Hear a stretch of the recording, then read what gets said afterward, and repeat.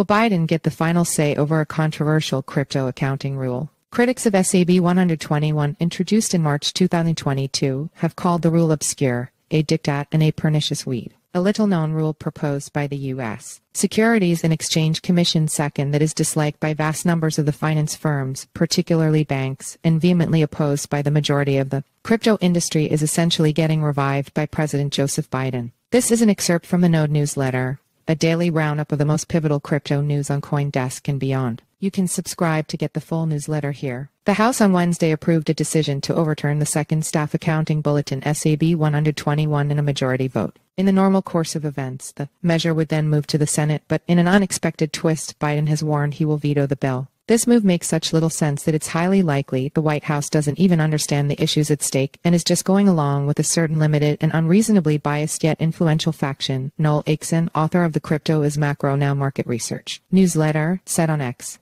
Just who is the government serving here? Who is it protecting? Acheson's incredulity is perhaps justifiable. Critics have called SAB 121 obscure, a diktat, and a pernicious weed. Since 2022, when the bulletin was posted, digital asset custodians have had to treat the assets they're holding on behalf of clients as a liability on their own balance sheets and hold additional capital to offset those liabilities. Crypto advocates see the rule as onerous and capital intensive, and interestingly, so do banks and other financial incumbents. In February, major banking and securities industry bodies including the Bank Policy Institute BPI, American Bankers Association ABA, Financial Services Forum FSF, and the Securities Industry and Financial Markets Association, SIFMA, wrote a letter to the second asking for amendments to the bulletin's requirements. SAB 121 will have a chilling effect on banking organizations' ability to develop responsible use cases for distributed ledger technology DLT more broadly, the letter states. Custody is already a fairly low-margin business, and asking institutions to hold $1 for every asset in custody as an extra insurance on top of just being able to keep the assets safe is a bit much. But it's not only industry participants that are complaining.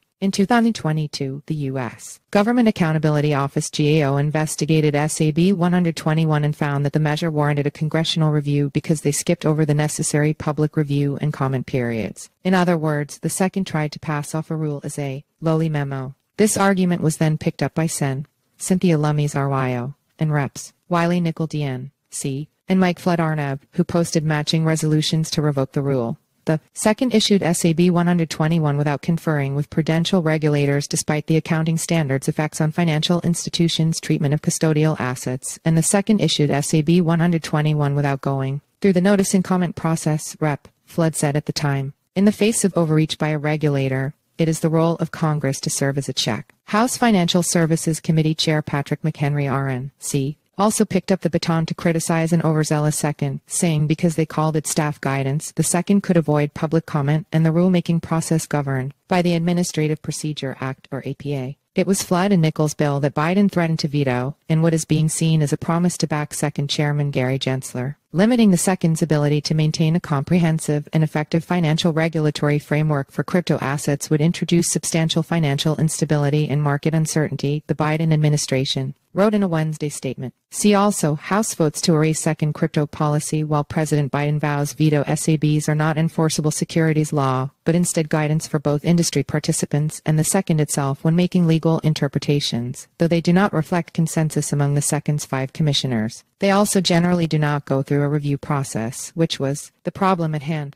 Speaking at a 2-day Second Speaks event last month, Commissioner Hester Peirce commented, "Nobody can challenge the diktats because they are not final agency action, but compliance is mandatory for anyone who is trying to avoid second delays, denials, and enforcement and examination scrutiny. So everybody silently complies," Peirce said. "The bottom line is that rules of such broad effect should be set by the full commission, not by the staff that reports only to the chairman. In a better world, that may be true. But this time it seems like Biden may get the final word." See also, Bowden Memecoin surges after Trump quips about it.